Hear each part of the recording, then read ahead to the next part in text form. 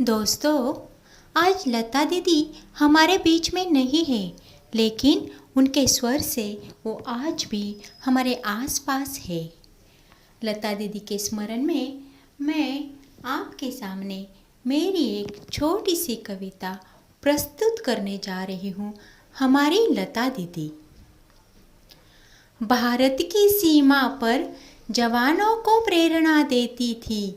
अपनी आवाज़ से वह सबके दुख हर लेती थी। तिरंगे की शान वह भारत का अभिमान थी। अपनी आवाज़ से उसने अपनी पहचान बनाई थी। सबके मन को जीतने वाली लता दीदी हमारी थी। संगीत ही जीवन उसका, संगीत ही सब कुछ था। संगीत के बिना उसका जीवन ही अधूरा था। संगीत के जादू से वह सबको संगीतमय करती थी। स्वर की शीतल छाया देने वाली लता दीदी हमारी थी। बच्चों के सुर गाती तो खुद बच्चा बन जाती थी। भक्ति गीतों में वह सबको तल्लीन करती थी। माता भी थी, माता भी थी, ममता भी थी, माँ सरस्वती का रूप थी। अपनी सादगी से वह सबके मन को भाती थी। ऐसी मधुर वाणी जिसकी वह लता दीदी हमारी थी। बहुत ताने सुने, बहुत ताने सुने, सब तानों को अनसुना करती थी।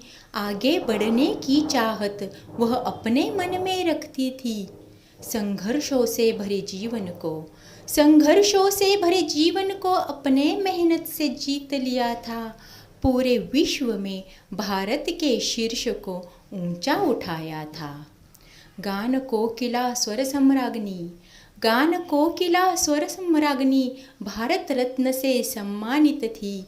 संगीत की उपासक थी, ऐसी लता दीदी हमारी थी।